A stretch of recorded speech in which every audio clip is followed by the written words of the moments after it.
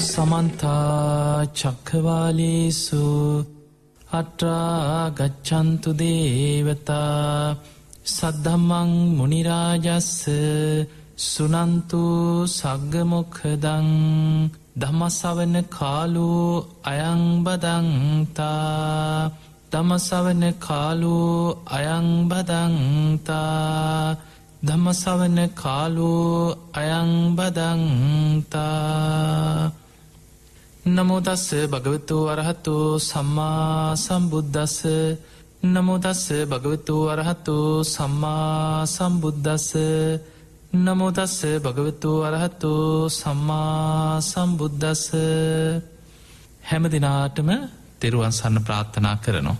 වාසනාවන්ත පින්වතුනි, ඔබ හැම දිනාම අදත් සෙනසුරාදා දවස උතුම් ධර්ම දේශනාව ශ්‍රවණය කරන්න බොහොම සද්ධාවෙන් ධර්ම ශ්‍රවණයට සූදානම් වෙච්ච මොහොත. පින්වතුනි, බණ ඇසීම කියන්නේ අපිට නිවන් දොරටුවක්. ධර්ම ශ්‍රවණයේදී බුදුරජාණන් වහන්සේ පෙන්නනවා බණ අහද්දිත් නිවන් අවබෝධ කරගන්න ශ්‍රාවකයෝ මේ බුද්ධ ශාසනය තුළ පහළ වෙලා හිටියා. ඒ අය අතර කොටස් දෙකක් ධර්මයේ විස්තර වෙනවා, උග්ගටිතඤ්ඤ විපටිතඤ්ඤ හැටියට. මේ උග්ගටිතඤ්ඤෝ කියන ශ්‍රාවකයෝ කෙටියෙන් ඇහුවත් එක ගාථාව අහලත් ධර්මය අවබෝධ කරගන්න පුළුවන්කම තියෙන. හැබැයි විපටිතඤ්ඤ කියන කෙනාට කෙටියෙන් අහලා ටිකක් නුවණ දියුණු කරගන්න දේශනාව අවසන් වෙනකොට කෙටි දේශනාවකදී ධර්ම අවබෝධයට හිත වඩා ගන්න අපහසුයි. බුදුරජාණන් වහන්සේ පිළිවෙල කතාව කරලා චතුරාරි සත්‍ය ඇතුළත් දීර්ඝ දේශනාවක් ඉන්ද්‍රිය ධර්ම වැඩෙන ආකාරයට සාමුක්ඛංශික දේශනාව පවත්වනවා. අන්නේ දේශනාව කෙලවර ධර්ම අවබෝධය ලබනවා, මාර්ගඵල අවබෝධ කරගන්න. එවැනි අයට කියනවා විපටිතඤ්ඤ. පින්වතුනි, මේ උග්ගටිතඤ්ඤ විපටිතඤ්ඤ කියන ශ්‍රාවකයෝ බණ අහද්දී ධර්ම ශ්‍රවණය තුලින්මයි ධර්මය අවබෝධ කරගන්න. ඒ නිසා ඔබ ඔබේ ජීවිතේට ඔබ කවදා කොතන කොයි මොහොතේ ධර්මයේ ශ්‍රවණය කරත් බණ අහනකොට හිතේ අදිෂ්ඨානයක් ඇති කරගන්න. මේ උතුම් ධර්ම ශ්‍රවණය අපි හැම දිනාටම නිවන් දොරටුවක් බවට පත්වේවා කියන අදිෂ්ඨානයේ ප්‍රාර්ථනාවේ හිතේ ඇති කරගන්නට ඕන. පින්වතුනි, 2016 වසරේ අවසාන දින කීපේ මේ ගෙවිලා යන්නේ. තව දින කීපයකින් 2017 නව වර්ෂයක් ආරම්භ වෙනවා. අවුරුද්දක් ගෙවිලා අවුරුද්දක් ආරම්භ වෙනකොට බොහෝ දෙනෙක් හිතනවා අද ඉඳන් මං හැදෙනවා, අද ඉඳන් ජීවිතේ අලුතෙන් පටන් ගන්නවා, මගේ ජීවිතේ අඩුපාඩු තිබුණා, ගිය අවුරුද්දේ වැරදිච්ච දේවල් තිබුණා, මට මේ වගේ වැරදුනා, මේ වගේ අඩුපාඩුකම් වුණා, හැබැයි අද ඉඳන් හැදෙනවා. මෙහිම හැදෙන්න උත්සාහ කරන නොයෙක් පිරිසක් ඉන්නවා. සමහරු නම් මොන අවුරුදු ආවත් වෙසක් දවසට කොටසක් හිතනවා මේ වෙසක් පොයි දවසේ ඉඳන් හැදෙනවා. ඊළඟට පොසොන් දවසේ හිතා ගන්න කොටසක් ඉන්නවා මේ පොසොන් දවසේ ඉඳන් හැදෙනවා. අවුරුද්දට අදිෂ්ඨාන කර මේ අවුරුදු දවසේ ඉඳන් ඔන්න පරණ අවුරුද්ද ඉවරයි, අලුත් අවුරුද්ද ලබනවා, අද ඉඳන් මේ මොහොතේ ඉඳන් හැදෙනවා. සමහරුන්ට එහෙමත් හැදෙන්නම බැරි වෙනකොට හිතනවා දැන් ඉතින් අපේ කාලේ ගෙවිලා ඉවරයි, ඊළඟ ආත්මෙදි හරි හැදෙනවා. එහෙම හිතා ගන්න කොටසකුත් ඉන්නවා. ඒ නිසා ජීවිතේ මිනිස්සුන්ගේ අඩුපාඩු සකස් කරගන්න යම් මොහොතක කොතන කොයි මොහොතේ හරි අපි අප්‍රමාදීව ආරම්භයක් ගන්නට ඕන. ඔබ හිතන්න අංගුලිමාල ස්වාමීන් වහන්සේගේ ජීවිත කතාව. කෙනෙකුට හැදෙනවා නම්, අඩුපාඩු සකස් කරගන්නවා නම්, ජීවිතේ වෙනස් කරගන්නවා නම් ඊටමත් හොඳ ආදර්ශමත් ජීවිතයක්. කෙනෙක් නොමග යන්න පුළුවන්, කෙනෙකුට වැරදීම් සිද්ධ වෙන්න පුළුවන්. එදා ඒ දරුණු මිනීමරුව අපරාධකාරය බවට පත්වුණේ අහිංසක කියන බොහෝම උගත් දක්ෂ කුසලතා ඇති බොහොම අහිංසක දරුවෙක්. නම අහිංසක. එදා දිසාපාමුක් ඇදුරුතුමා ළඟ අධ්‍යාපනය ලැබපු දරුවන් අතර හිටපු දක්ෂම කුසලතා පිරි දරුව. මේ දක්ෂතාවය නිසා අනිත් සිසුන් මොකද කරේ? ඔහුට ඊරිසියා කර. ඒක තමයි ස්වභාවය. කෙනෙකුගේ දක්ෂතාවයට, කුසලතාවයට, හැකියාවට ඊරිසියා කරන, වෛර බඳින පිරිසක් ඉන්නවා. අපි ලෝකෙ දිහා බලලා හිතනවා මේ අසාධාරණකම්, අයුක්තිය, අසාධාරණකම් ලෝකෙ ඇයි මට මෙහෙම වෙන්නේ? ඒක තමයි ලෝකෙ ස්වභාවය. ඒ කෙලෙස් එක්ක මේ අසාධාරණකම්, ඉරිසියා, වෛර, ක්‍රෝධ, රාග, ද්වේෂ, මෝහ මේ අකුසල් නිසා තමයි මේ හැම සත්වයාම ඉපදී සංසාරේ යන්නේ. හැමෝම සාධාරණව කුසල් වඩාගෙන, පින් කරගෙන, ගුණධර්ම පුරාගෙන, බොහොම ධර්මානුකූලව නිවන් දකින්න උත්සාහ කරන ලෝකයක් නෙමෙයි ලෝකෙ තියෙන්නේ. අපරාධ එන්න වර්ධනය වෙනවා. මිනිස්සුන්ගේ රාග සහිත සිතුවිලි එන්න විකෘති වෙන, සත්තුන්ට අන්ත කොටසක් බවට පත්වෙන.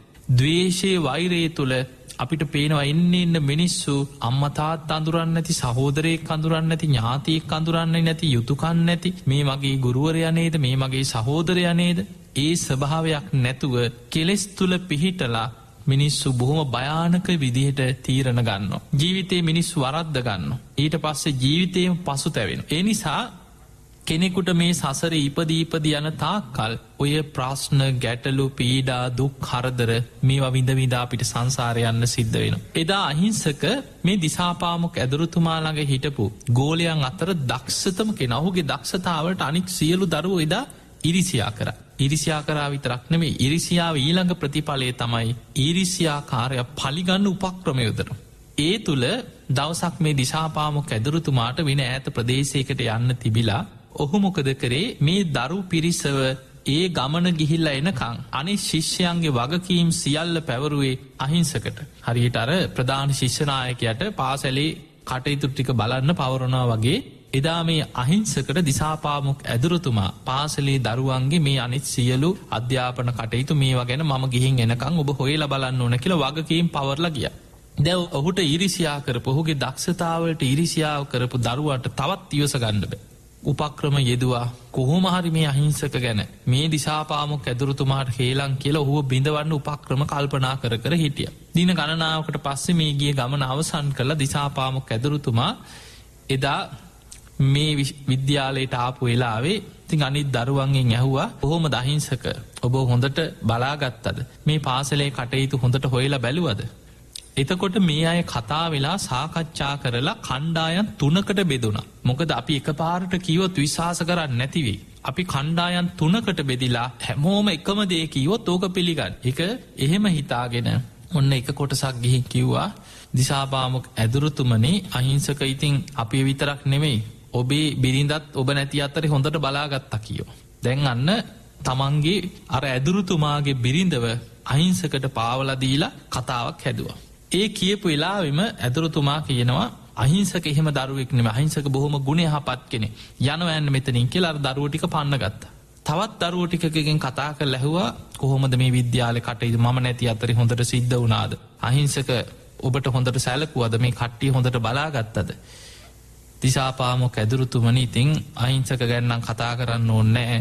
අපි විතරක් නෙමෙයි, අපිට වඩා නම් ඔබත් නැති අතරේ ඔබේ බිරිඳව නම් හොඳට බලාගත්තා කිව්වා. අන්න දෙවනි වතාවෙත් අර පිරිසත් ඒ කතාව වෙනස් විදිහකට ඒ වගේම කිව්වා. ඇදුරුතුමා ඒත් හිතුවා, නෑ මේ නම් අහිංසකට ඉරිසියා කරලා කියන දෙයක්, යනවා යන්න කියලා අර පිරිසත් පන්නගත්තා. ඊළඟ වතාවේ තවත් පිරිසකකින් අහනකොට ඒ පිරිසත් ඔය කතාව ඔය විදිහටම කිව්වා. බොරුවක් වුණත් නැවත කියනකොට සමහරලාවට කාලයක් යනකොට ඒක ඇත්ත වගේ මිනිස්සුන්ට හිතෙනවා. අන්න ඒ වගේ අහිංසක ගැන මේ පිරිස නැවත එක විදිහට හැමෝම කියන්න ගත්තට පස්සේ දිසාපාමොක් ඇදුරුතුමාට හිතුණා, එහෙනම් මේකේ මොකක් හරි ඇත්තක් ඇති. හැබැයි ඇදුරුතුමාට දැන් ලැජ්ජයි, මේ තුල තමන් නැති අතරේ තමන්ගේ බිරිඳට මේ ශිෂ්‍යෙක් මේ විදිහේ හිතවත්කමක් ඇති වුණා කියලා මේක පිරිසට කියන්න හෝ හොයන්න හෝ අහන්න හෝ ලැජ්ජයි. කල්පනා කරා, හරි උපක්‍රමයක් හිතලා ඔහුටම මිනිස්සුන්ගේ මැරුම් කන්න මං වැඩක් ලෑස්ති කරන්නම් කියලා එදා දිසාපාමොක් ඇදුරුතුමා දැන් මේ අධ්‍යාපන කටයුතු අවසන් කරලා තමන්ගේ ප්‍රදේශවලට, රාජ්‍යවලට මේ රාජකුමාරවරු ආදී පිරිස පිටත් වෙන සූදානම් වෙනකොට අනිත් පිරිස පිටත් වුණාට පස්සේ අහිංසකව වෙනම තියාගෙන අහිංසකට කිව්වා, ඔබ අධ්‍යාපන කටයුතු අවසන් කරාට ඔබට මේ ඉගෙනගත්ත දේවල් වල ගුණයට ප්‍රතිඋපකාරයක් කරන්න නම් ඔබ ගුරු පූජාවක් කරන්නට ඕන. අනේ ගුරුතුමනි, ඉල්ලන ඕනම දෙයක් මම පුළුවන් විදිහට කරන්නම් කිව්වේ. ගුරු පූජා ඔබ මට කොච්චර ඉගැන්නුවද, මාව කොච්චර උගතෙක් කරාද, මට මේ ශිල්ප ශාස්ත්‍ර කියලා දුන්නා. ඊට පස්සේ තමන්ට අදාහ ගන්න බැරි ගුරු පූජාවක් තමයි ඉල්ලා හිටියේ. ඇඟිලි 1000ක ඇඟිලි මාලයක් ඉල්ලුවා. ඒ වෙලාවේ අහිංසක ගත් කටටම කියනවා, යෝ මට නම් මං කවදාවත් සතෙක්වත් මරණ කෙනෙක් නෙමෙයි, මං මිනි මරණ කෙනෙක් නෙමෙයි, මං කොහොමද මිනිස්සුන්ගේ ඇඟිලි කපන්නේ? අවසානයේ මේ ගුරු පූජාව කරොත් විතරයි ඔබට මේ උගන්නපු ශිල්ප ශාස්ත්‍රමේ සියල්ලේ ඔබට ගුරු පූජාවක් හැටියට ඔබට මේවා පිහිටන්නේ, මේවට ඔබ ණය ගැතියි කියලා ඒ කාරණේ ඒ විදිහටම කියලා අංගුලිමාල හැටියට මිනී මරණ මට්ටමට අර අහිංසකව පෙළඹෙව්වි ගුරුවරයා. එතකොට අපිට පේනවා වෛර බැඳගත්ත ගුරුවරේ ශිෂ්‍යයෙක්ව සම්පූර්ණයෙන් අපරාධකාරයෙක් බවට පත් කරා. දැන් අහිංසක මුලදී මේ ගැන හිතලා පසුතැවිලා මං කොහොමද මේ දේ කරන්න කියලා බොහෝ පසුතැවිලා තැවිලා අවසාන තීරණයක් ගත්තා නෑ මං ගුරුවරයා වෙනුවෙන් මම මේක කරනවා. ඉස්සල්ලාම මනුස්සෙක් මරන්න ඉස්සලා කඩුවක් සකස් කරගෙන හැංගිලා ඉඳලා පළවෙනියට මනුස්සෙක් මරපු වෙලාවේ විශාල දුකක් පීඩනයක් මානසික පීඩනයක් ඇති වුණා. මුලදී මිනිස්සු මරලා මේ ඇඟිලි අරගෙන ගිහිල්ලා ගස් බිනවල හැංගුවා. ගල් ගුහාවල් වල හැංගුවා. තැන් වල හංගලා තිබ්බා. ආයෙමත් කොහේ හරි රැකලා ඉඳලා ඇඟිලි ටිකක් කපාගෙන එනකොට දවස් 2-3 යනකොට වෙන්නේ අර ඇඟිලි ටික කලින් හංගපු අයගේ ඇඟිලි එහෙම කුණු වෙලා දිය වෙලා එක්ක සත්තු කාලා ගිහිල්ලා කුණු රසට පිළිගන්දට සමහරලාවට ලී වලට ඇදිලා ඉන්න ගිජුලිහිනියෝ නොඑක් සත්තු මේව අරගෙන ගිහිල්ලා අවසාන දවස් ගාණක් ගියාට පස්සේ ඔහුටම හිතුණා මේ වැඩි හරියන්නේ නැහැ. මේ එක්කිනා දෙන්න මරලා මේ ඇඟිලි හංගලා මේක හරියන්නේ නැහැ. දවස් 2-3 යනකොට මේවා කුණු වෙනවා සත්තු කාලේ යන. ඒ නිසා මේවා බෙල්ල එල්ල ගන්න ඕන කියලා හිතුවා. ඊට පස්සේ මරණ අයගේ ඇඟිලි එකට අමුණලා බෙල්ලේ මාලයක් වගේ එල්ල ගන්න සූදානම් වුණා. මොකද සත්තු කාලේ යන නිසා. දැන් මෙහෙම මිනිස්සු මරණ අයගේ ඇඟිලි ගෙනහලා බෙල්ලේ එල්ල ගන්නවා කපාගෙන. දැන් ඔබ හිතන්න දවස් 2-3-4 යනකොට මොකද වෙන්නේ? මේවා කුණු වෙනවා. මේවා කුණු වෙලා මිනි කුණු ගඳ හමනවා. මේ කුණු වෙච්ච ඇඟිලි වල දුර්ගන්ධය වගේ නෙමෙයි. ඒවා කුණු වෙලා ඕජාව ඇඟේ වැක්කිරෙනවා. එතකොට මේව ගලවලා වීසි කරලා ඊළඟට අලුත් ඇඟිලි දාගන්නවා අර කුණු වෙන ඇඟිලි විසි කර. දැන් ඔබ හිතන්න මේ විදිහට මිනී මරනකොට ඇඟිලි 1000ක් හොයාගන්න එක්කෙනෙක් හරියට 1000ක් මරලා ඇඟිලි 1000ක් හොයන්න හම්බෙන්නේ නැහැ. එහෙමනම් අපිට පේනවා මේ අඟුලිමාල දේශනාව තුල බලනකොට 999ක් මරපු කෙනෙක් නෙමෙයි දහස් ගාණක් මිනිස්සු මැරුවා ඇඟිලි 1000ක් හොයාගන්න. අවසානයේ කල්පනා කරා මේක මේ එක්කිනා දෙන්න මරලා කවදාවත් මට ඇඟිලි 1000ක් හොයාගන්න හම්බෙන්නේ නැහැ. හැබැයි මෙහෙම මිනී මරනකොට මිනිස්සුත් නිකන් ඉන්නේ. මිනිස්සු මොකද කරේ? මිනිස්සු රජ්ජුරුවන්ට ගිහිල්ලා කිව්වා රජතුමනි මේ විදිහේ මහා මිනී මරුවෙක් පල් හොරෙක් ගම්මාන වලට පැනලා මිනිස්සු මරනවා. අඟුලිමාල කියන්නේ පුදුම කාය ශක්තියක් ඇති කෙනෙක්. රජ්ජුරුව රාජ බටයෝ කණ්ඩායම් ගණනාවක් ඇරියා අඟුලිමාල වල්ලන්. සමහර 50 100 මේ වගේ කණ්ඩායම් ඇරියා. ඒ යවපු සියලු දෙනාම අඟුලිමාල අතින් මැරුම් කෑවා. අවසානයේ රජ්ජුරුව පවා බියට පත් වෙලා විශාල සේනාංකයක් සකස් කරා. හරියට යුද්ධයකට යන්න වගේ මේ එක පුද්ගලයෙක් අඟුලිමාලව අල්ලගන්න විශාල සේනාංකයක් සකස් කරා. ඔය අතරේ අඟුලිමාල රාත්‍රී ගම්මානවලට පනිනවා. ඔහුට තිබ්බ කාය ශක්තිය ගැන දේශනාවල තියෙනවා. ඔහු මිනිස්සු නිදාගෙන ඉන්න ගම්මානයකට පැනලා දොරට පයින් පහර දෙනකොට උළුවස්සත් එක්ක ගැලවිලා දොර ගේ ඇතුළට විසි වෙනවා. නිදාගෙන ඉන්න මිනිස්සුන්ට කොටාගෙන ගිහිල්ලා ඇඟිලි ටික කපා ගන්න. ඉස්සර ගැල් යනවා. ගැල් යනකොට එක දිගට ගැල් 100 200 ගැල් 400 500 යන්න. අනික මේ වනාන්තර මැදින් තනි පාළු පාරවල් වල දැන් මිනිස්සු තනියෙන් යන්න බය අඟුලිමාල නිසා. මෙහෙම මිනී මරුවෙක් ඉන්නවා මිනිස්සු මරනවා ඇඟිලි කපා ගන්නවා. ඒ නිසා පිරිස යනකොට 50 100 එකතු වෙලා තමයි යන්නේ තනි පාරවල් වල බයට. එහෙම යනකොට අඟුලිමාල කතාවේ සඳහන් වෙනවා කරත්ත 400-500 යනවා. මේ කරත්ත සියල්ල යන්න ඇරලා මහා කැලේදී අඟුලිමාල මොකද කරන්නේ? කඩුව අමෝරාගෙන කරත්ත පස්සෙන් පන්නගෙන අර පිරිසට කොටාගෙන ඉස්සරහට යනකොට කීප දෙනෙක් පැනලා කෑ ගහගෙන කැලෙන් පැනලා දුවාගෙන ජීවිත බේර ගන්නවා. ඒ අතරේ කීප දෙනෙක්ගේ ඇඟිලි ටික කපා ගන්නවා අර වැටිච්ච මෙරිච්ච මිනිස්සුන්ගේ ඇඟිලි ටික කපා ගන්න. ඔය විදිහට තමයි ඇඟිලි ටික එකතු කරගෙන කොහොම හරි ඇඟිලි 999ක් එකතු වුණා. ඇඟිලි 999ක් එකතු කරගත්ත වෙලාවේ කල්පනා කරා තව දවසක් දෙකක් මං හිටියොත් ඇඟිලි 1000ක් තව එකක් හොයාගන්න එක දවසක් දෙකක් ගෙවුනොත් දැන් මිනිස්සු තනියෙන් එනවා අඩුයි. දැන් මිනිස්සු හොයාගන්නත් අමාරුයි. මේ පලාතට මිනිස්සු එන්නත් බයයි. තව දවසක් දෙකක් හිටියොත් මේන් ඇඟිලි ගණනාවක් කුණු වෙලා ඉවත් කරන්න වෙනවා. ඒ නිසා මට ආයි 100 ගාණක් මරන්න වෙනවා. ඇඟිලි 1000ක් හොයාගන්න. මේ වෙලාවේ කල්පනා වුණා අම්මා වුණත් කමක් නැහැ. දැන් නම් මං අහුවෙන ඕනම කෙනෙක් මරනවා. අන්තිම මොහොතේ තමන්ගේ ඉලක්කය සම්පූර්ණ කරගන්න අම්මා වුණත් කමක් නැහැ කියන මට්ටමට හිත දරුණු වුණා. ඔය අතරේ තමයි රජ්ජුරුව විශාල සේනාවක් අරගෙන මේ අහිංසක අඟුලිමාල මරන්න කැලේට සේනාවක් එක්ක පිටත් වෙච්ච වෙලාවේ මේක ආරංචි වුණා මේ අහිංසකගේ අම්මා මෑණියන්ට. මේ නම් මේ කැලේකට වෙලා අඟුලිමාල නමෙන් මිනී මරන්නේ තමන්ගේ පුතා කියලා හරියටම තොරතුරු සැකහැතුව දැනගත්තා. දැනගත්ත වෙලාවේ මේ පුතාව බේරගන්න රජ්ජුරුව සේනාවක් එක්ක ඇවිල්ලා කැලේදී මරන්න පෙර කොහොම හරි දරුවා බේරගන්න ඕන කියලා තමයි අම්මා දුවගෙන ආවේ කැලේට. ඇවිල්ලා අනේ පුතේ කීකේ කැලේ ඇවිදගෙන යනකොට තමයි අංගුලිමාලට අම්මව අරමුණු වුණා.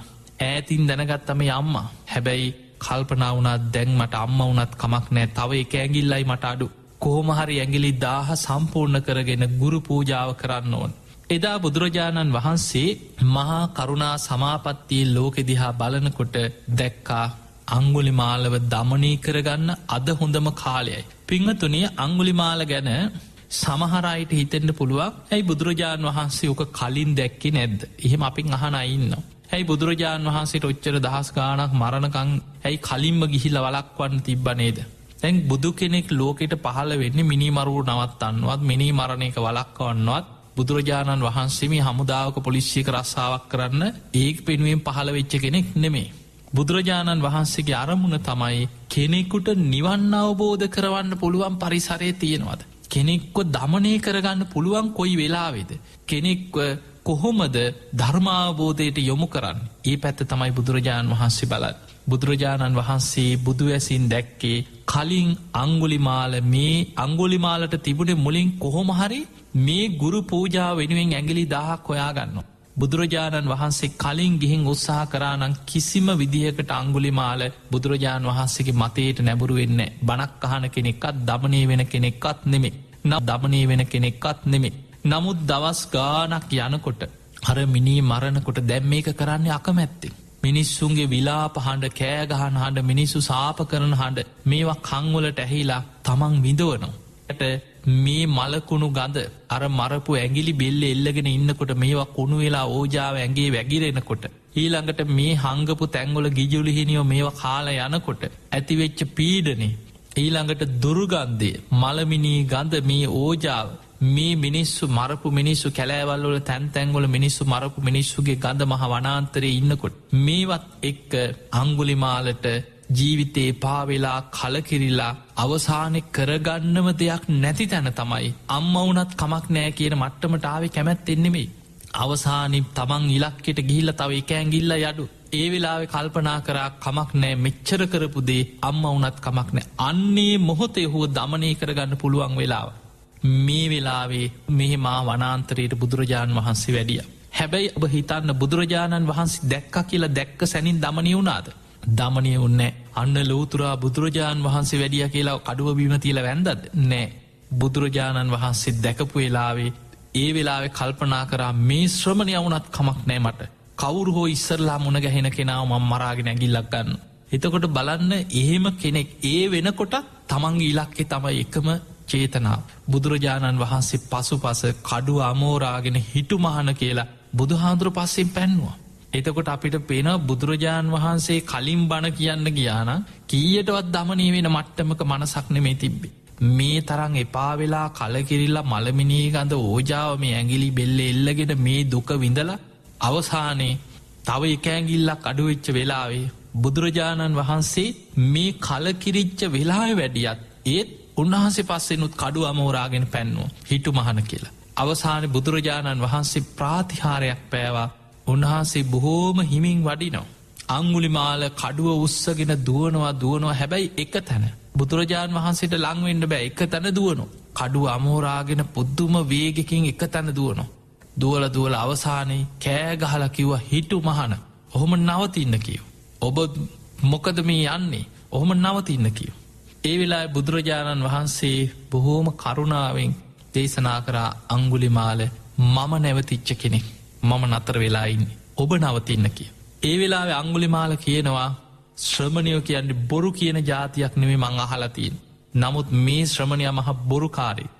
ඔය ඇවිදින ගමන් යන ගමන් නතර වුනා කියලා බොරු නේද කිව කියන්න. බුදුරජාණන් වහන්සේ අන්නේ වචනය මුල් කරගෙන දේශනා කරන අංගුලිමාල මම ඉපදමින් මැරමින් යන සංසාර ගමන නවත්තපු කෙනෙ. අකුසල් රැස්කර රාගුදවිශ මෝහ හිතේ පුරෝමින් අවිද්‍යාවත් තන්හාවත් නිසා පටිච්ච සම්පාදයක් හැදි යන සතරාපායට නැඹුරු වෙච්ච සංසාර ගමන මන් නවත්තපු කෙනෙ. ඒ නිසා අංගුලිමාල මන් අතර වෙලා ඉන්නේ. නමුත් ඔබ අකුසල් කර රාගදේශ මෝහත් එක්ක සතරාපායි වැටි යන මේ මහ භයානක සංසාර ගමනය ඔබ තවමත් සසර ගමන් කරන කෙනෙක්. ඒ නිසා ඔබ නවතින්න මම නතර වෙලා ඉන්න කියෝ. මහා කරුණාවෙන් බුදුරජාණන් වහන්සේ මේ බුදු වදන්ටික ධර්මදේශනාවක් හැටියට උන්වහන්සේ වැටහෙන ආකාරයට කියනකොට ඒ මොහොතෙම වැටහුණා අනේ මට පිහිට වෙන්න තමයි මේ නං වැඩිය කියලා අර කඩුව අන්නේ වෙලා වීසි කරලා. ඇඟිලි මාලයේ ගලවල දාලා බුදුරජාණන් වහන්සේලාගේ හේම වැඳ වැටුන අනේ ස්වාමීනී මා බේරගන්න. අනේ භාග්‍යතුන් වහන්ස මට පිහිටවෙන. තථාගතයන් වහන්සේ මට පිහිට වෙන සේක්වා කියලා. ඒ මොහොතේ තමයි බුදුරජාණන් වහන්සේට දමනය වුණේ. එතකොට අපිට පේනවා අංගුලිමාල බුදුරජාණන් වහන්සේ දැක්ක කියලා දැක්ක සැනින් දමනය වුන්නේ. උන්වහන්සේගේ පස්සෙනුත් කඩුව අමෝරාගෙන පැන්නු. හැබැයි අංගුලිමාල දමනය වුණාට පස්සේ බුදුරජාණන් වහන්සේ හුට දහම් දෙසලා ඒහි බික්කු භාවයෙන් පැවිදි උපසම්පදාව ලබාදීලා. එදා බුදුරජාණන් වහන්සේ දැම් පැවිද්දෙක් හැටියද ශ්‍රමණයෙක් හැටියට එක්කරගෙනාව ජීතවනයට එක්කරගෙනාව. ඇවිල්ල භික්‍ෂූන් වහන්සේලා දහම් දෙසනවා දැන් අනිත් අයට හොයන්නත් බෑ කවුද මෙමි දැම් මේ වෙලාවෙ කෙස් රැවුල් ඉවත් කරලා සිවුරක් පොරෝල දැන් අර ඇඟිලි මාලයක් දාගෙන කෙස් රැවුල් වවාගෙන යකෙක් වගේ කඩුවක් අරගෙන මහ වනාන්තරයේ හිටපු දරුණු මිනිමරු හොරාද මේ කියලා කහටවත් හොයන්න බෑ. හැබැයි බුදුරජාණන් වහන්සේත් එක්ක බොහෝම සාන්ත ගමනකින් දැන් අංගුලිමාල ස්වාමීන් වහන්සේ වැඩිය. ධර්මශාලාවටත් වැඩම කරලා අර සඟ පිරිස අතරේ බුදුරජාණන් වහන්සේ ඉදිරී හේම වැඳගෙන වාඩි වෙලා ඉන්න. ටික වෙලාවකින් කොසොල් රජ්ජුරු විශාල සේනාවක් එක්ක අංගුලිමාල අල්ලන්න යන අතරේ ඊට පෙර බුදුරජාණන් වහන්සේට වන්දනා කරලා යන්න ජේතවනයට ගොඩ වුණා. දැන් විශාල සේනාවක් එක්ක ඇවිල්ලා අංගුලිමාල අල්ලන්න මේ මහ වනාන්තරයේ පීරන්න යන ගමනේ බුදුරජාණන් වහන්සේ මුණ ගැහෙන්න ඇවිල්ල වන්දනා කරලා කිව්වා ස්වාමීනී භාක් බුදුරජාණන් වහන්සේ යන රජතුමනි මොකද මේ යුද්ධෙකට යන්න වගේ විශාල සේනාවක් එක්ක රජ්ජුරුව මේ කොහි යන ගමන්ද. අනී ස්වාමීනී භාග්‍යතුන් වහන්ස අර මහ වනාන්තරේ මිනිස්සු මරණ මහා දරුණු මිනිමරුවෙක් ඉන්න අංගුලිමාල කිය. මම කලින් කණ්ඩායන් ගණනාවක් මගේ රාජබටියෝ පිටත් කරා ඒ ගිය හැම දෙනාම් වගේ මේ මිනිමරු අතින් මැරුන් කෑව. ඒ නිසා කොහොමහරි මේ අංගුලිමාලෙ වල්ලන්න තමයික මේ විශාල පිරිසක් එක්කයන්. මිනිස්සු නිතර මාලිගා විස්සරහට ඇවිල් හඬා වැලපෙනවා ඒ මිනිස්සු බයින් තැති ගැනීමෙන් ඉන්නේ. ඒ නිසා මේ රාජ්‍යයේ කොහේ හෝ වනාන්තරවල හැංගිලා මිනිමරණ මිනිමරු අල්ලන්නයි හිව මෙයාව.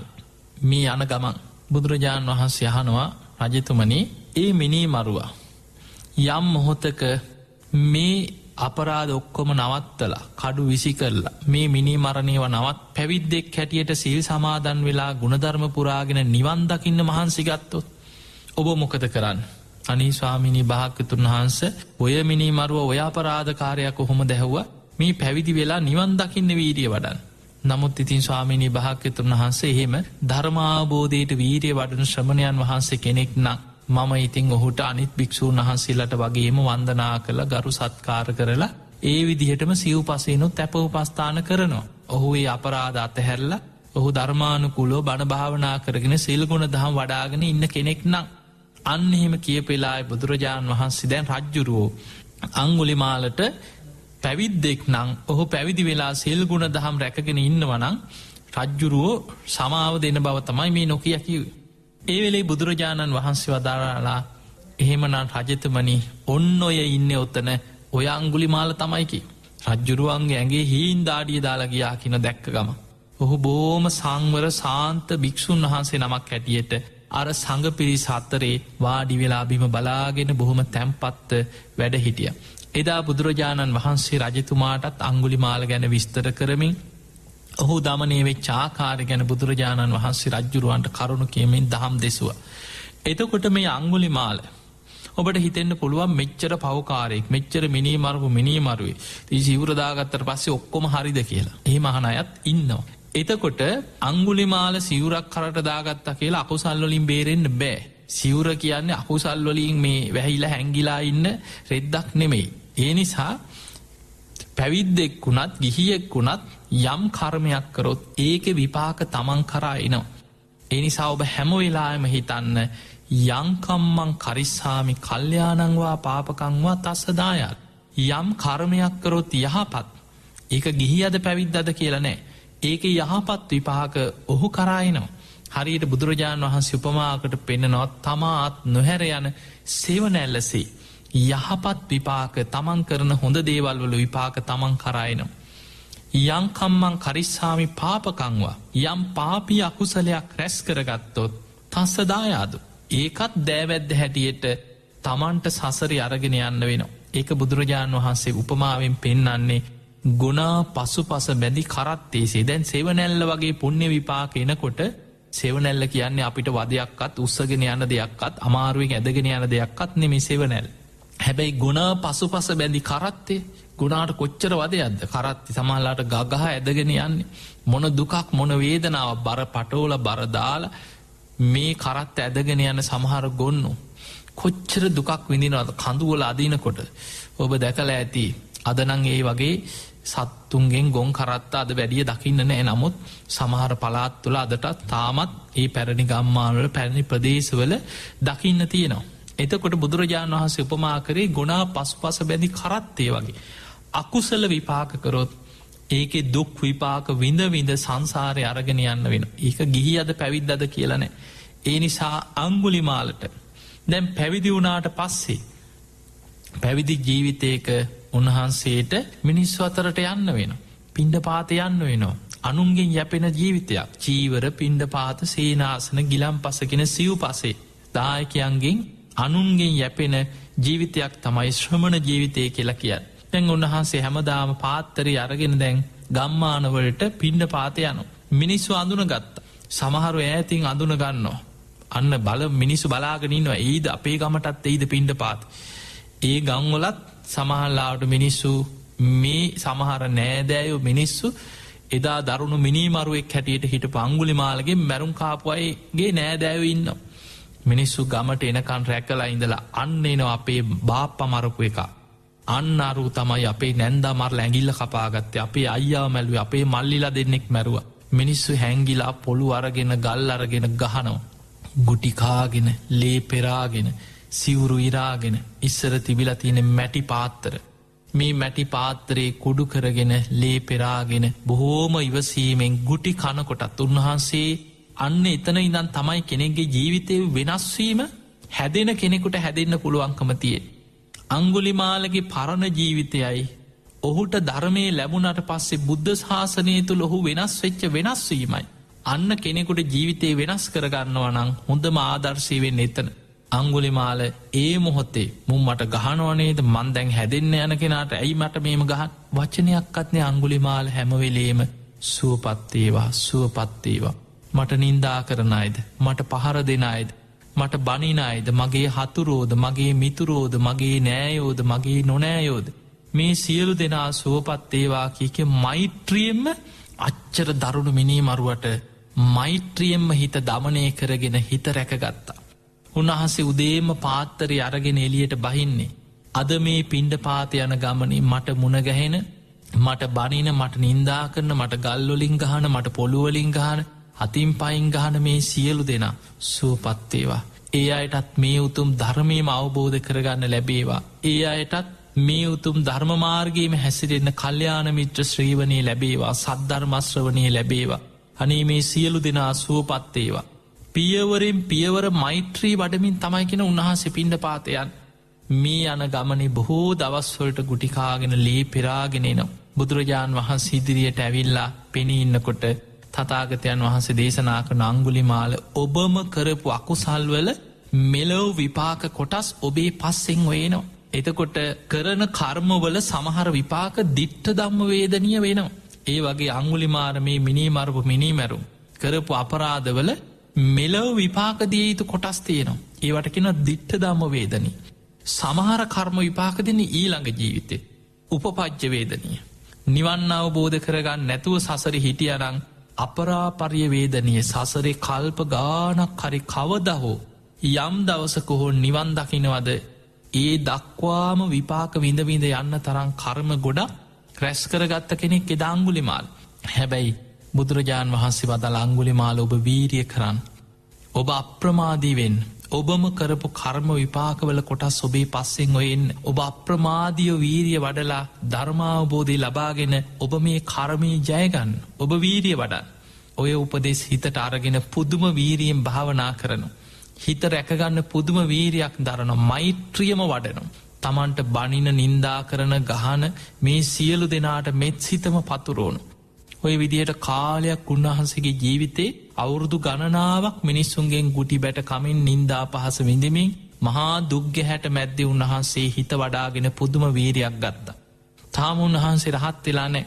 දවසක් උන්වහන්සේ පිණ්ඩ පාති වඩිනකොට එක ගෙදරක දරුවෙක් ලැබෙන්නේ නම්ම කෙනෙක් විලාප නගනුව දරුව බිහිවෙන්නේ. මාරණාසන්න වේදනාවක් ඇතිවෙලා මරණාසන්නව දුක්විදිනව දරුව බිහි නොවි.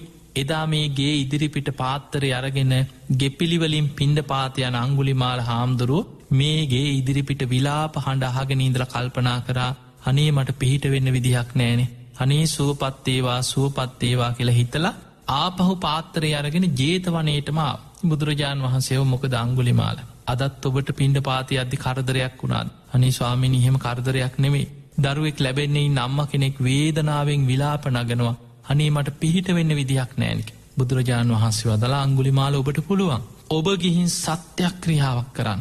කොහොමද ස්වාමිනි මං එක කරන්නේ. අංගුලිමාල ඔබ සත්‍යයක් ක්‍රියාවක් කරන්න. මම දැන කිසිම ප්‍රාණියගේ ජීවිතයක් තොර කරලා නෑ. තියෙන සච්චින මේක සත්‍යයි. මේ සත්‍යානුභාවෙන් ඔබ සුවපත්වෙලා. සුවසේ දරුව බිහිවේවා කියල ඔබ සත්‍යයක් ක්‍රියා කර. එතකොට අංගුලිමාල හාන්දුරන්ගේ මුළු ඇඟම හිරි වැටලා ගිය. අනේ ස්වාමිනි මං කොහොම දෝක කරන්න. ඉස්සරවන් කොච්චර මිනිස්සු මරල ඇද. මේ අත් දෙකින් මං මිනිස්සුන්ට කොටනකොට මගේ මුළු ඇඟම ලේවලින් තෙත්තුනා. ඒව් මම කොහොම දැහුව ඔය වගේ සත්‍යයක් ක්‍රියාවක් කරන්න. අන්න එතන බුදුරජාණන් වහන්සේ විමසනවා අංගුලිමාල ඒ ඔබ පැවිදි වෙන්න කලින් නේද. ඔබ ආරී ජාති ඉපදුනාට පස්සේ. ඔබ මේ බුද්ධ ශාසනයට ඇතුල්ලුනාට පස්සේ. ඔබ දැන පුංචි සතෙක්ගෙවත් ජීවිතයක් තොර කරලා තියෙනවාද. අනේ ස්වාමීනී භාග්‍යතුන් වහන්සේ මම පැවිදි වුණාට පස්සේ. මම මේ බුද්ධ ශාසනයට ඇතුල්ලුනාට පස්සේ නං පුංචි සතෙක්ගෙවත් ජීවිතයක් තොර කරලා නෑ. තියෙන සච්චේන මේක සත්‍යයක්මයි. බුදුරජාණන් වහන්සේ වදාළ හිනං අංගුලිමාල ඔබ ඔය විදිහටම සත්‍යයක් ක්‍රියාව කරන්න. බුදුරජාණන් වහන්සේම සත්‍යයක් ක්‍රියා ගාථාව කියල දුන්න. අංගුලිමාල හාමුදුරු බොහෝම සතුටින්. මෛත්‍රී සිතෙන් පියවරෙන් පියවර මෛත්‍රී වඩමින් අර දරුව ලැබෙන්නේ නම්මළඟට ගිහිල්ලා සත්‍යයක් ක්‍රියාව කරා යතු හම් බගිනි කැන නංගී නැගනි පින්වත් නැගනී. අරියාය ජාතියා ජාතු මම ආරි ජාති ඉපදුනාට පස්සේ. සංචිච්ච පානන් ජීවිතාවෝරෝපේතා. දැන කිසිම ප්‍රාණියගේ ජීවිතයක් තොර කරලා නෑ. තියෙන සච්චේන මේක සත්‍යයක්මයි. සොත්තිතේ හෝති සොත්තිගක් බස්සාති. මේ සත්‍යානු භාවෙන් ඔබ සුවපත්තේවා. සුවසේම ඔබට දරුව බිහිවේවා කියල සත්‍යයක් ක්‍රියාවක් කර. ඒ සැනින් වේදනාව දුරුවනා මරණාසන්නව හිටපු අම්මයි මොහොතේම සුවපත්වෙලා කිසිම වේදනාවක් නැතුව සුවසේම දරුව බිහිවුණා මේ සත්‍යයක් ක්‍රියාව බලේ. එදා මැරෙයි කියලා විශාල පිරිසක් බලාගෙන දුක් විඳවිඳ අයෝ මේ වෙන අපරාධි කියලා මිනිස්සු ගංවල අහල පහල මිනිස්සු අර විලා පහඬට එකතු වෙච්ච සියලු දෙනා මේ අංගුලිමාල හාමුදුරන්ගේ සත්‍යයක් ක්‍රියාව ප්‍රාතිහාර බලය ඇස් දෙකින්ම දැක්කා. ඒ මොහොතේ මිනිස්සු කියන්න ගත්තා මේ අංගුලිමාල ගැන අපි හිතන් හිටපු දේ වැරදි. උන්වහන්සේ කලින් මිනීමැරුව තමයි. හැබැයි මේ පැවිදි වුණාට පස්සේ බුද්ධ ශාසනයට ඇතුළුනාට පස්සේ පුංචි සතෙක්කත් මරලා නැති කෙනෙ. උන්වහන්සේ ඒ ගැනම සත්‍යයක් ක්‍රියාවක් කරලා අනි අර අම්මා සුවපත් වනාර දරුව බිහි වුණ මරණාසන්නව හිටපු මේ අම්මට නේද මේ පිහිට වනේ කියලා මේ කටකතාව කීර්තිරාවයක් වගේ නගරයේ පුරාම ගම් දනව පුරා ප්‍රචාරය වුණ. ඊට පස්සේ තමයි කියන ටික මිනිස්සු ගංවලදි පිණ්ඩ පාත යනකොට අල්ලගෙන ගහන නින්දා කරන පහර දෙන ස්වභාවේ ටික අඩුවෙලාගේ. එතකොට අපිට පේන අංගුලිමාල හාමුදුරුවන්ට තමන් කරපු කර්ම විපාක පිරිනිවන් පානකන් සසර ලැබුණ. සමහර දේශනාවල තියෙන අංගුලිමාල හාමුදුරන්ගේ අකුසලේ කොච්චර බලවද්ද කියන්න. උන්වහන්සේ පිණ්ඩ පාතේ වඩිනකොට මිනිස්සු අල්ලගෙන ගහන්න හිටියේ නැතත් ගහකට හරි පොල්ලක් ගැහුවොත්. සමහරු අඹවකොලට ගෙඩිවලට දරුව ළමයි ගහනව ගල් ගහනවා පොළු ගහනව ගස්වල.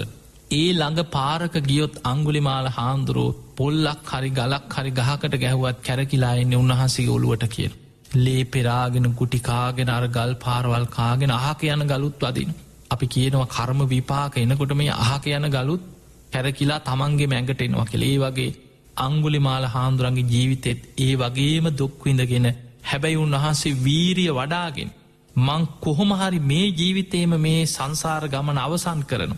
නැත්නම් මට තව කල්ප ගණන් ගෙවන්න මේ අකුසල් ගිවාගෙන යන්න වෙනවා කියලා පුද්දුම වීරියෙන් උන්වහන්සේ භාවනා කරලා කොහොමහරි ධර්මය අවබෝධ කරගෙන රහත් වුණා. උන්වහන්සේට පුළුවන් වුණා සංසාර ගමන එතනින් නවත්තගන්න. හැබැයි පිරිනිවන් පානකං කර්ම විපාක මෙලොව විපාක දිය යුතු කොටස් තමන්ගේ පස්සෙන් ඇවිල්ල විපාක දුන්න. හැබැයි උන්වහන්සේ එතනින් සංසාර ගමන අවසන් කර. අපිට පේනවා කෙනෙක්ගේ ජීවිතේ යම් තැනක යම් මොහොතක ඉඳං වෙනස් වෙන්න පුළුවන්. ඒ නිසා මේ අංගුලිමාල මහරහත්තන් වහන්සේගේ ජීවිත කතාවම ඔබ ආදර්ශයට අරගෙන ගන්න. මේ ලෝක මිනිස්සු අතර ගත්තොත් උපදිනකොටම පන්සිල් රැකගෙන ඉපදිච්චයි නෙමෙයි ලෝක ජීවත්තෙන්. ඔබේ ජීවිතය ආපස්සට විමසල බලන්න. ජීවිතේ ප්‍රාණගාත කිරිල ඇති බොරු කියල ඇති නොයෙක් දුස්සීලකන් සල්ලාලකං කරපු මිනිස්සු ඇති ඊළඟට නොයෙක් වැරදි ජීවිත ගත කරලා නොයෙක් දඩුවන් විදලා හිරේ ගිහින් ආපු මිනිස්සු ඇති. එතකොට මේ වගේ නොයෙක් අපරාධ කාරයෝ මහා දරුණු හොරු බේබද්දු දුස්සීලකං කරපු මිනිස්සු හැබැයි යම් දවසක කෙනෙක් ධර්මය අහලා බණහලා යම් මොහොතක ඉඳං මං මේ කරපු දේවල් වැරදි. අද ඉඳං හරි මං හැදෙනවා කියන තැනට එනවන. අද ඉදම්මන් ප්‍රාණගාතයෙන් වලකිනෝ. අද ඉදම්මන් හොරකමෙන් වලකිනෝ. අද ඉදම්මන් වැරදි කාම සේවනෙන් වලකිනෝ. අද ඉදම්මන් බොරුවෙන් වලකිනෝ. අද ඉදම්මන් මත් පැන් මඩ්‍රව්‍ය භාවිතයෙන් වලකිනවා. අද ඉදම්මන් පන්සිල් රකිනෝ. අද ඉදම්මන් පෝය දවසට උපෝ සතයක් ආරක්ෂා කරන්න පටන්ගන්න. අද ඉදම්මන් දවසකට එක්ක බණක් හරියහනෝ. හැමදාම් බුදුන් අදිනෝ. මේ විදිහට ජීවිතයේ පියවරෙන් පියවර අඩුපාඩු හදාගෙන ධර්මය කරා යන්න පුළුවන්නන් අන්න එතන ඉදං ඔබට දියුණුවක්මයි. බුදුරජාණන් වහන්සේ පෙන්නනවා යමෙක් යම් මොහොතක ඉඳන් ධර්මය හැසිරෙන්න පටන්ගත්තද වලාකුලින් මිදිච්ච පුන් සඳක් බබලන්න පටන්ගන්නවා වගේ ඒ මොහොත ඉඳං ඔහුගේ ජීවිතය ධර්මයෙන් බැබලෙන්න පටන්ගන්න. ඒ නිසා මේ ලබන්නා වූ 2017 නව වර්ෂය තව දින කීපයකින් අලුත් අවුරුද්දක් කියලා අපි විවහාර කරන ව්‍යවහාරික වර්ෂයක් අපිට උදාවෙන. ඒ විවහාරික වර්ෂය තුළ ඔබ ජීවිතය හිතන්න ආපස්සට ඔබට මේ දින කීපය ඔබ පුනරාවර්ජනය කරලා බලන්න පසුගිය අවුරුදුවල තමන් ගතකරපු ආකාරි තමන්ට වැරදිච්ච තැන් ඔබ හිතලා මේ ජීවිතයේ මං මේ අවුරුද්දේ ඉදං හරි මං මේ අඩුපාඩු ආයිමත් කරන්නේ. මගේ ජීවිතේ මං හැදෙනවා හද අඩුපාඩු සකස් කරගන්නවා ගුණධර්ම වඩාගන්න සද්ධාවෙන් දියුණු කරගන්න. සීලයෙන් දියුණු කරගන්නවා දහම් දැනුම ත්‍යාග සම්පත්තිය ප්‍රඥා මේ ගුණධර්ම මේ අවුරුද්ධ ඉඳං හරිමං වර්ධනය කරගන්නවා කියලා ඔබ අප්‍රමාදීව ධර්මය දියුණු කරන්න උත්සාහයක් ගන්න. අන්නේ තුළ ඔබට මේ ලබන්නාව 2017 නව වර්සය සැබෑම ආකාරයට ඔබේ ජීවිතය අපි සුබ නව වසරක් වේවාක හැබැයි ඒක වචනයට විතරක් සීමා නොවී ඔබට සැබෑම සුබ නව වසරක් බවට පත්වෙන්න නං ලබන්නාව නව වසර. ඔබේ ලෞකික ලෝකෝත්තර දියුණුව අඩුම ගානේ මානසික සංසිඳීමක් හරි ඔබට ඇති කරගෙන බොහොම සතුටෙන් ජීවත් වෙන්න නම් ප්‍රශ්න අඩු කරගෙන මම මේ ලැබිච්ච මනුස්ස ජීවිතෙන් යමක් කරගත්තා මං මේ අවුරුද්දෙනං යමක් කරගත්ත කියලා ඔබට ආපස්සට බල්ල සතුටු වෙන්න පුළුවන් වෙන්නේ ඔබ ලබන්නාව නව වසර තුළ ගුණධර්මවලින් ජීවිතය පුරෝගන්න උත්සාහයක් ගන්න. සාධාරණව ධර්මිෂ්ඨව දියුණුව කරායන්න සාධාරණව අවංක උත්සාහගන්න. අන්නේ තුළ ඔබට ලෞකික දියුණුවත් ලෝකෝත්තර දියුණුවත් ඇති කරගෙන. සියලු දෙවියන්ගේ පිහිට රැකවරන ආශිර්වාදය ඔබේ ජීවිතවල සකස් කරගෙන. ඔබට උතුම් ධර්මය කරාම යන්න වාසනාව ලැබේවා ලැබේවා කියලා අපි ඔබට හදවතින් ආශිර්වාද ප්‍රාර්ථනා කරනවා.